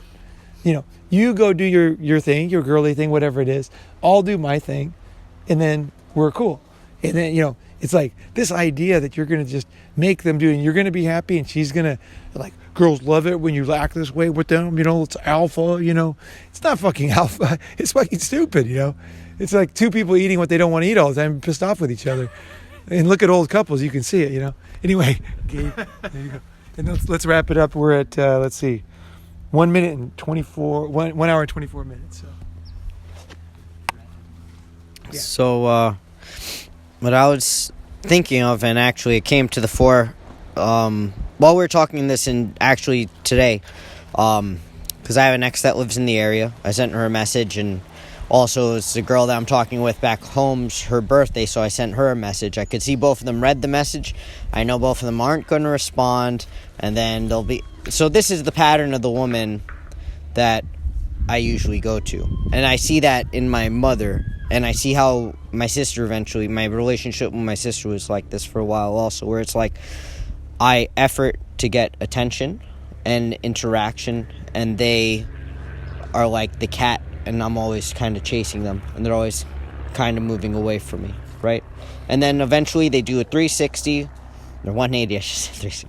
They do a 180 for like a day, and they're all smiles and rainbows and stuff, and then they go back into like being completely emotionally distant. Why do they do that? It's just how they are. It's just the women I look for, and that's how my mom is, right? Like, it's like a veneer outside that's like very fake, but on the inside it's very hollow, right? So she's all smiles and fake, and I could see that she's fake to everyone. I can't imagine other people don't realize she's fake also, and the same with these women that I date. And there's like nothing inside, and my hope is like I want to prod in there to get genuine emotion, I don't know if you understand what I'm saying. Like, I used to blame it on my mom because she used to take a lot of antidepressants, or she still does, but I don't think it's actually the antidepressants. I think that's just how she is, right? My grandfather was in Auschwitz, so he was very abusive to my mother when she was growing up, so she has a lot of psychological baggage, right? And so I'm sure that, manifested in how she raised us. And so what is the dynamic for you? Like, the dynamic is that I don't quite get it, because I know girls are pretty good to you. Yeah, but those aren't the Girls women. like you, Right, but that's not the girls that I try to be in relationships with. And the girls that I try to get, like, I try so hard to get actual emotion from them, because I want a sense of like realness out of them, right? Because it's this fake veneer. Wait, no, so the ones that like you don't like? Is that what it is? Yeah, a lot of that, yeah. Yeah, because I want these girls that... I'm trying to express it. It's like they're hollow. It's a mask with nothing inside. It's something right, you're doing. but There's I some want... dynamic.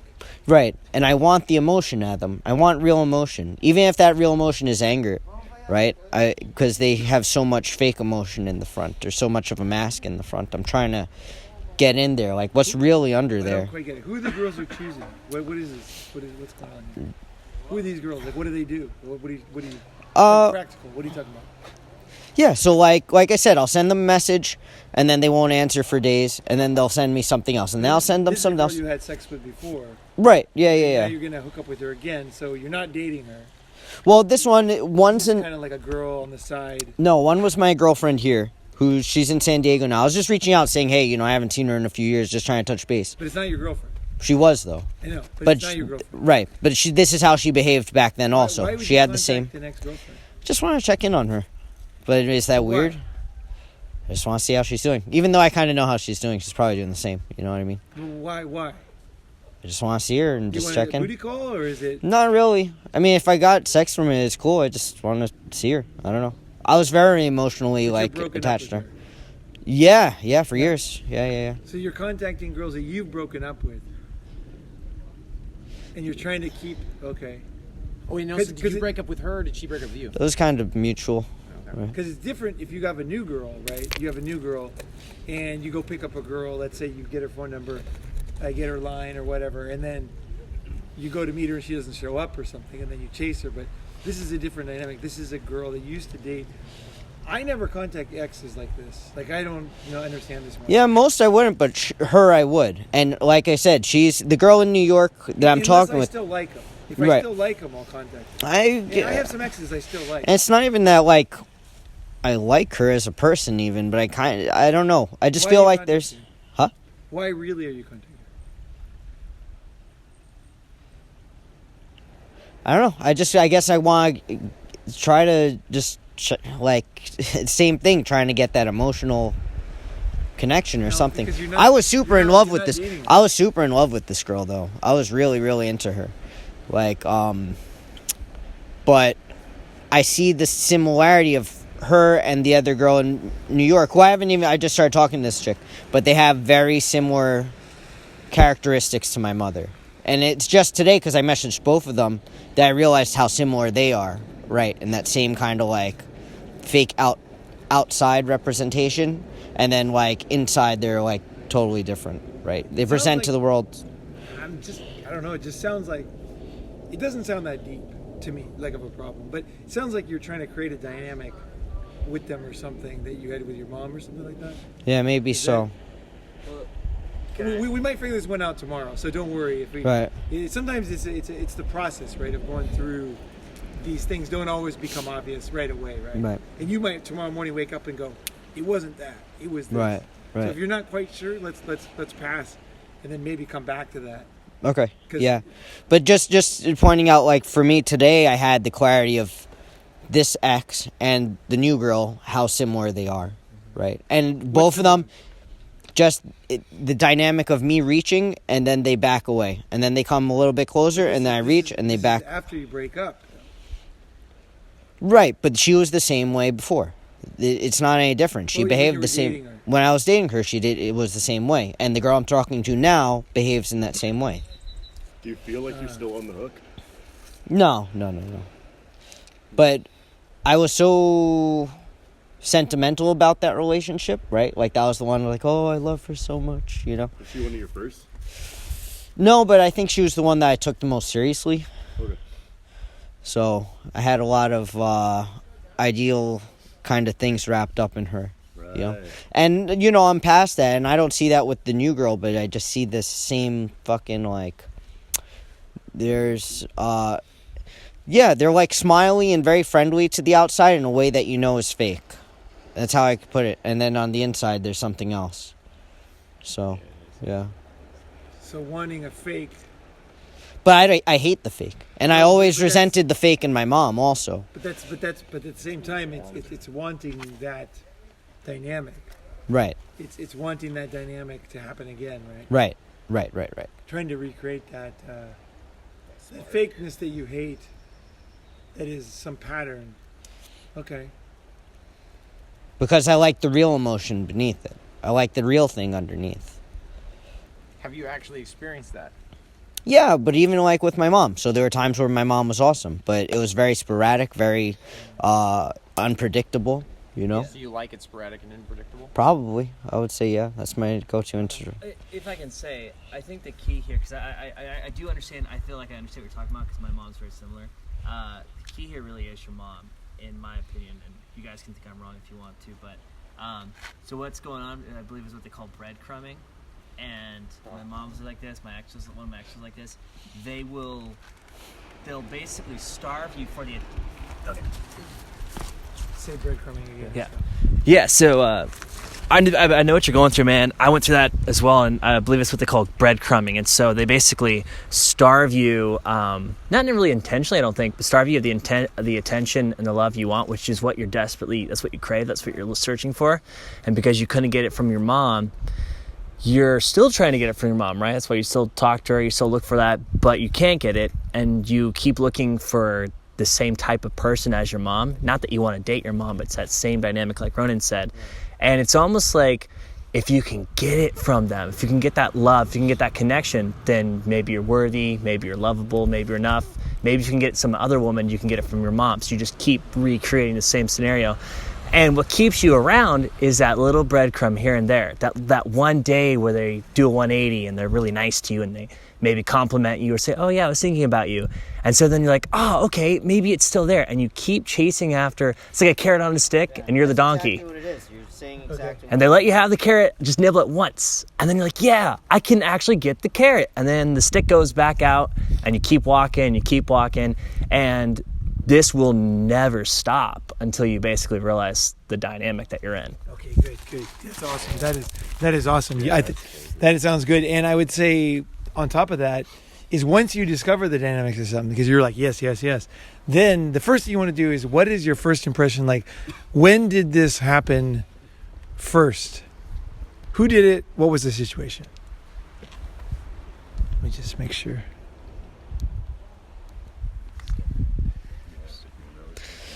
To me, what comes to mind is like when my parents got divorced, and me trying to get attention from. It wasn't after they got divorced, but when my mom started dating again, right? So and other guys would come around, and I felt like I'd had to fight for my mom's attention, So that's the thing that comes to my mind. She was ignoring you, right? And right. She was focused on this new guy. Yeah, and it wasn't even ignoring. It felt like, she felt like we were cock blocking her. In retrospect, something like that, like we were cramping her style, which, I understand, but yeah. Right. She's a single mother with 3 kids, and she's like trying to get a boyfriend, trying to get someone to help provide for us because we were super poor, living in a tiny, shitty basement apartment, So, as retrospect, I got, it makes sense, but that's where it was, seeing other guys come in, like she'd be like, "Stay downstairs, be quiet, don't talk, just be hidden while they're around, Be good. Yeah, and I would try to get my mom's attention, you know what I mean? I remember one time her friend was over, and this was around the same time though, and she was like, my friend's over, leave us alone, right? And I intentionally jumped off of my desk.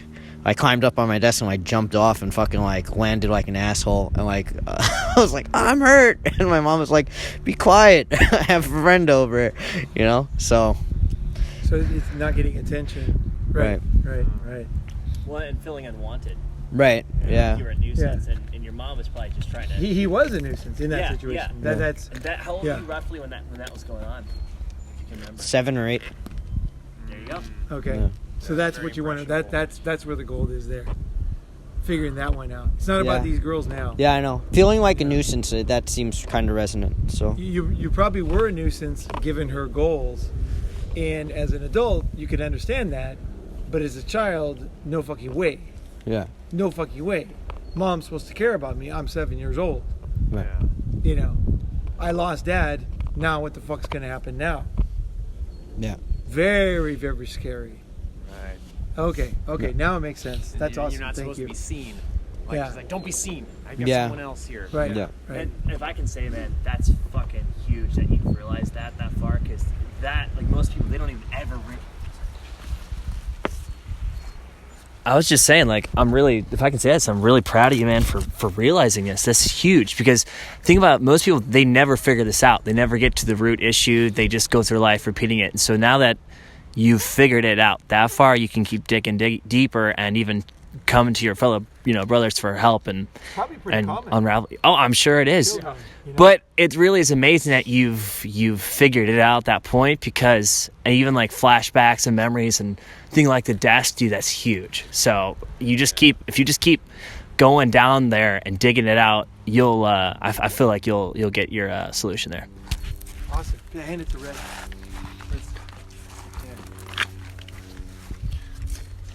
Excuse me. Hey guys, so looking back at my childhood and the pattern I've had since then, I realize I'm anxious avoidant, and I think that can be traced to my mom, who was really controlling and overwhelming, which I didn't like, and she was also a very anxious person, and the anxiety has been something that's been a problem for me throughout my life, but anyway, I can see the pattern in the relationships, because when I'm alone, historically, I'll feel this big emptiness, like I have to fill this void, and then I'll get a girl, but I'll usually pick girls that are controlling and bossy and stifling, I guess like my mom, and I won't like that, so I'll push them away. But if they leave, then I'll feel lonely, so I'll try to get them back. And it's this it's this dynamic where I'm not happy with them or without them. What are you trying to get from them? Fill that emptiness. What's that emptiness? What is that? Just when there's not a woman in my life, historically, I've felt. But like, what would be successful? Like, if I had a girl here and she was very angry and controlling and all that, what would she fulfill for you right now? Like, Okay. What would you feel good about? Like, there's always something good in the bad. And Yeah. there's something bad in the good. So when you have to look at what are the things you're getting out of it. Like, what are they? What would she give you if you guys were out walking along the thing? And you know, obviously there's good things in that. You're with another human. You know, sex. You know, there's, you know, affection at the points. What would you be getting out of her, out of that? Like, what would be? Yeah. Okay. So she would provide like certainty, security. She'd make decisions. Like, I can be indecisive, so she'd have a direction and be like, "We're going this way," and I'd be like, "All right, fine." Okay. You know. What happens if? What negative things would happen if you were decisive with her? Negative things would be, well, that's not part of her agenda, so she'd be like, no, we're doing this thing. Okay, and then so she would not accept. This would be a controlling type of woman. Right? So Yeah. if you said, "Hey, let's try something new. Let's go to Tijuana," you know, and then she would say no, and then you would say, "No, I want to go to Tijuana," and then she would. Let's say you're walking along this cliff, right? She would probably be super angry. You'd have a fight, and would she leave? What would she do? Would she go with you to Tijuana? Would she shame you in front of everybody, yell at you? Would she just walk away? What are the negative consequences? See, the reason why we don't improve, okay, the reason why we don't get over these things is because there's real things. See, what we think is we're trying to get over this stuff. We say, why don't I do this? This is going to be good for me. It's like, no. The real reason is if you stand up for yourself, okay, if you take control, you're going to have to pay a price. And that price might be pretty bad. Like, for example, if you're married, you might lose $300,000, right? You know, and you might lose your children. Like, there are serious consequences to improving your life because you get something from being weak. So when you let her boss you around, you're getting something. You know, you're what are the negative consequences for you? Because this is probably what's stopping you from changing. What are the negative consequences for you for fixing this or saying, no, I want to go to Tijuana, you know, or I want to do this or whatever it is that you would want to do and stand up? What would be the negative consequences? If you can think of them, that's great. If you can't, you can think about them later. But can you think of anything? What would be the negative consequences? The negative consequences of, say, having that woman be unhappy with me and leaving? Or whatever, like of you standing up and only you know what you should do, right? Right. You know what you should do, or what you want to do, what you're ashamed about not doing. If you did that thing, whatever that is, what would be the consequences? Well, again, I think it goes back to that fear of being alone. No, but what would she do? What would she do? Yeah, She what are would the consequences? browbeat me and yell at me, threaten me, shame me, the whole list of, manipulation tactics. And I'd be a pushover, and I'd fine, I'll just go with it, whatever you want to do. Okay, so you're saying that if but let's say now you're talking about the past. Let's say it wasn't like that. Let's say that you stood up and said, I want to do this, and we're going to do this. Right? If you stood up to her, I had a very controlling woman once, and I said to her, and I said exactly like you. I said, I realized that this was happening. This was very unusual for me, but I had one, and it was like all of a sudden I realized, wait, this cannot go on. No fucking way. And I stood up and said, no, this will not happen. I stood up, and I don't know if you guys heard that, but I had this once, and it was, like I said, it wasn't a common pattern, and so I didn't recognize it because I usually didn't have controlling women, but I had one controlling woman, and she was very controlling. And all of a sudden I realized, wait a second, holy shit. I'm like, if I go down this path, like I'm just going to do everything this is going to be terrible. Like this will be not good for her either. Like I am a decisive guy who knows how to do things and get things done and very competent, right? It's like, if I don't do that, this is going to be a miserable situation. Like we're going to have a terrible time together, right? We're not going to be able to get done what we need to get done. You know, both people need to be showing their colors, right? She's got skills, I've got skills. We've got to be using those, right? Otherwise, this is a disaster, right? You know what I mean? 1 + 1 = 0.7 or 0.2, you know. It's like, we're better to be alone, right? So it doesn't make sense. So I stood up and I said, no. I said, that is not going to happen. This is madness. Like, there's no way. And then that was it. That was the total end. This girl, she was very controlling, and there was no way. She was like, literally, I could not believe it. It was my way or the fucking highway. She never talked to me again. And I was totally nice. Like I had just finally realized that this was impossible for the goal that we wanted to accomplish together, that this was absolutely impossible. And it really was like almost like a revelation. Like, you know what I mean? It really was not, it was not like one of those part of the system things. This was too important. And I realized, oh my God, we can't do this. This can't happen. No way. And so I laid it down and I said, look, this cannot happen. There's no way that we can do this with this. And this only makes sense to go down, you know. And then I looked at her, and what I said was totally reasonable. And it was like if you told your uncle, hey, next time, you know, this time we've been doing it your way, and next time we'll do it my way. And then the uncle's like, fuck you, we're never fucking eating what you want to eat.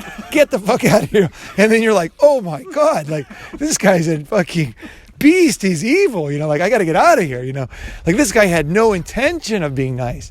He had no intention of being an uncle. He had no intention of giving a fuck about me. He like literally does not like me or care at all. Like there are people who don't care about you, who actually don't like you and don't care and have no empathy. They don't even have empathy. They literally don't care. Like if you live or die or whatever the fuck. Like if you just jumped off a cliff, they'd be like, well, you know, one less problem in the world, right? Yep. And so, you know, really, someone else is not breathing the air, you know, there's more oxygen. You know, that's literally how some people are, men and women, you know. And so like I realized like, and it was like, so I had to, when with this one relationship, when I finally had to say no, this cannot happen, I had to pay the price, and the price was incredible. Like I could not believe it. Like it was almost like my first introduction to somebody who had no empathy, and it was like a revelation for me that some people actually don't have empathy. Like I didn't even realize that existed. Like because I'm very empathetic. Like always the hardest thing is watching a movie and not crying, you know. And so you know what I mean. I'm like fuck. I'm like somebody doesn't have empathy. Like I thought this was a built-in fucking thing that everybody of course has, you know. But this person was like, no, not at all. I'm just here to control you, and I like to see you being destroyed. Like this would be great, you know. If you killed yourself, that'd be awesome, you know. That would be, I would be very powerful if you did that, you know. And I consider that's the closest thing to, I mean, words like that the humans have, like evil and Satan and things like that. These are the type of words where you're dealing with a very evil force. This is really my opinion. This is where these words come from. Is this sense of you're dealing with a human who doesn't have human qualities.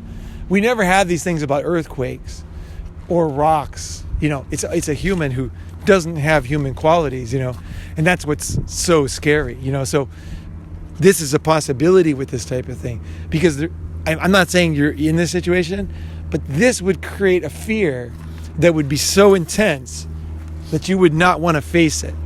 Because if you were just afraid of her leaving, I don't think you'd be talking the way you're talking. Like, I honestly think you're probably dealing with evil here. That's my guess, is you're dealing with somebody that you knew that when you scratch the surface, you're dealing with sadistic person lacking in empathy, who literally could throw you into a meat grinder or run you over in a car and would enjoy it. It would not care at all. And when that happens, you tend to, especially if you were raised by somebody like this, okay, it's extremely easy to it's absolutely lose. There's no, you cannot, you've been put, and this is not you, I'm just saying, like, this is this is a type of person, and it could be relevant or not. But anyway, it is very relevant for some people, and I definitely can relate to this. You were put in a situation where it was literally hopeless. There literally was no fucking hope. There was no fucking hope. Like, you could not win with this person. Like, literally, no matter what you did, they were going to beat you or humiliate you or destroy you or sadistically abuse you or whatever. Like, they were just going to crush you until the end. And they enjoy it. And there's just no way out. And so you learn to basically, I mean, it's utterly like terrifying, really. And so to deal with this type of stuff, it requires, dealing with, usually you're dealing with somebody with a very malignant personality disorder. So it would be you have a bell curve, this is on the very extreme. So this is like sadistic personality disorder, what's called the dark triad, So someone like Dr. Robert Hare has good stuff on this. And he is very good because he's the first doctor I believe, to really nail this, because he said he's the first person, because what most psychologists, therapists, doctors, people, priests, ministers, counselors, they always will take the perspective that the person is basically good. And if you teach them the right things, they will understand, because they are basically good, but they're not understanding your feelings. And if you find yourself trying to explain, like, I need, if you find yourself explaining basic things, like air, I need like humanity, I need this, and these are the kind of people they know you need that. That's why they're not giving it to you, right? They know you need that, right? Of course they know. These people are smart. They know, right? And that's why they're not giving it to you. They take pleasure in it. They take pleasure in other people's pain. Well, that makes a lot of sense with my ex in the long silence then. Yeah, this in her brain, it was like, oh, you put that together. Like, you have needs. Right. Shit. You have now discovered, You have discovered that I'm not, you have unlocked that I do not care anything about you. Yep. And it's just like, and then they will just move on to the next person, because she's never bothered me about it again. No, it's like the con is up. It was like the con job. The con is up. The game is, the jig is up. Yeah, and there's a great interview on YouTube with Dr. Robert Hare, and I forget the girl interviewing him. I think it's the girl with a YouTube channel, Inner Integration. I forget her name, but anyway, there's an interview with Dr. Robert Hare, and there's not very many. Look for the longest one, on YouTube, and this is like a pretty long one. It's like 30 minutes or 50 minutes, and he just really says, like, he's the first person to really say. And this is partly what inspired me to do Ronin Man, was that I realized that I had dealt with this type of person, and so it's just utterly terrifying. It's so hard to figure it out. It's so difficult to see. It's so fucking hopeless. Like, they put you in such a impossible situation that there is no way to deal with it. You were literally in a hopeless situation. This is you, and I was. It's just like, and then you're like, well, couldn't I have done this, or couldn't I do that? No matter what you did, like a sadistic, what do you call it? Like a soldier or whatever. Like, if you ran from here and you ran from there, they're just going to hunt you down till you're crouching there, and then be happy to shoot you in the head in the rocks. Yeah. It doesn't matter if you're in the tree or in the rocks. I still got you. And then go eat lunch. Yeah. It's or be nice to you, and then you turn around and then they shoot you. Right. It's just like it serves their purpose. Whatever it is, or just like as they leave, get a phone call and just shoot you, and then answer the phone call. Like, there's just nothing. They're just like, oh, he might run away. I better shoot him now. Okay. Well, what? Sorry. Oh, yeah. What was that you're talking about? Like, they just literally don't have the same emotions as other humans. Yeah. And when you deal with this type of person, it makes it the fact that you could not say what the consequences were is a hint, because the consequences are so dark with this type of person. They're so dark that you realize, like, there's some part of you, for me, that they could kill you. They would kill you. Yes. And they would not care. And it's just like, You don't even want to face that. you do not want to even think, most people in the world do not want to even understand that this type of person exists, because it ruins their fucking bad hair day, to realize that this type of person exists. So when you start to tell people, here's one of the problems with, let me finish real quick. When you figure this out and you tell other people, most people cannot accept that this type of person exists. So it's not even like, did your, let's say, mother, father, uncle, grandfather, or whatever, have this bent or way of looking at life?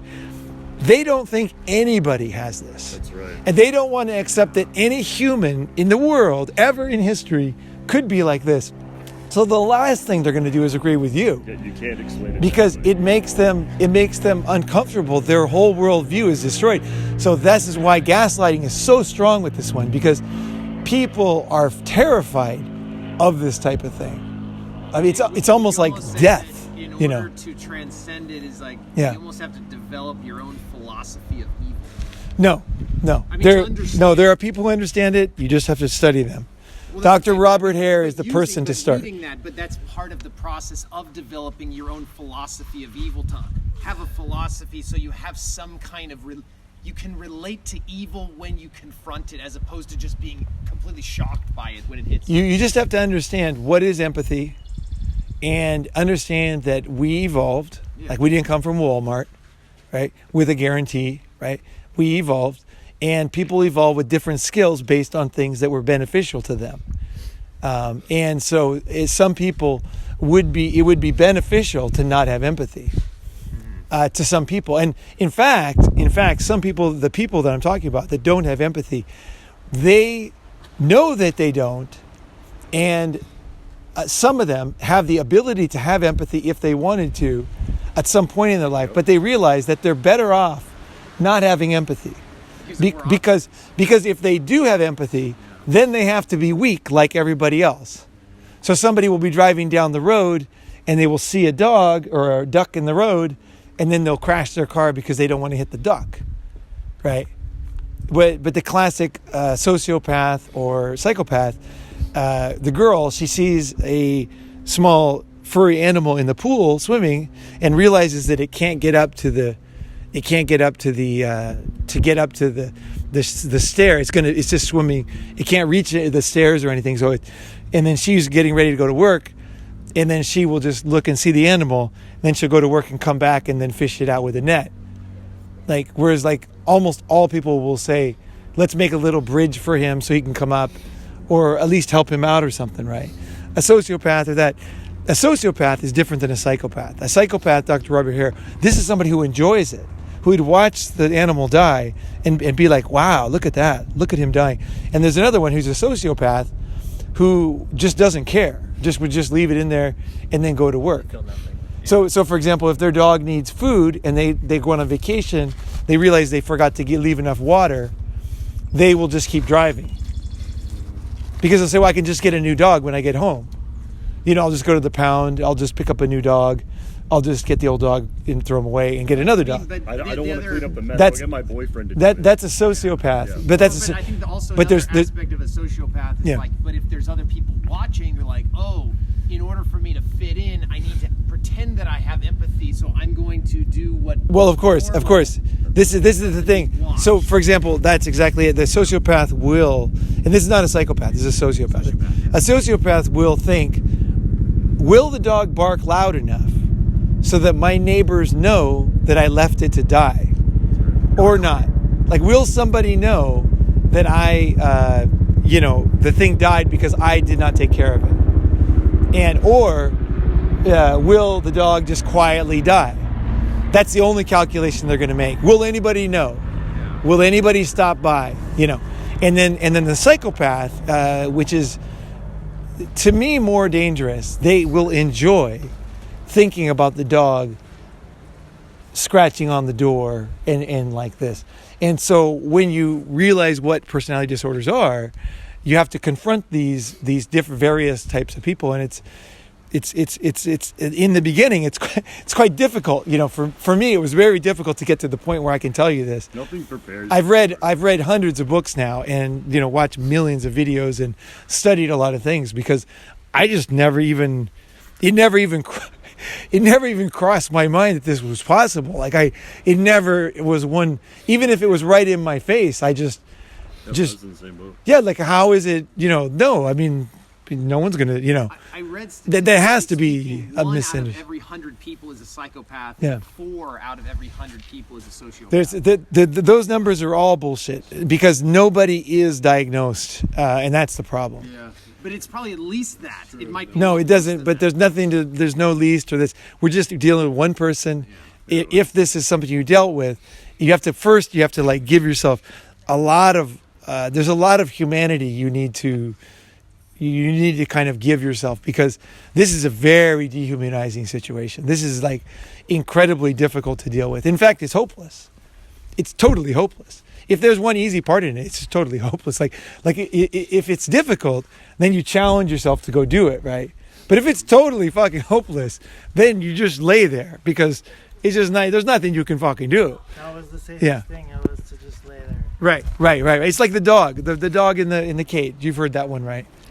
Flight or freeze. When they get electrocuted. Yeah, the dog just lays on the thing, and the door opens, and he just knows that even if he stands up, someone's just gonna slam the door shut or put him back in the cage again. So he's just gonna Wait for the shock to end. try to relax, and then hope the shocks are not too long, and shit all over himself, and just hope that like there's nothing he can, just has to sit there. There's nothing he can do, right? So that's a learned helplessness. So that would explain why you didn't have an answer, like what you should do.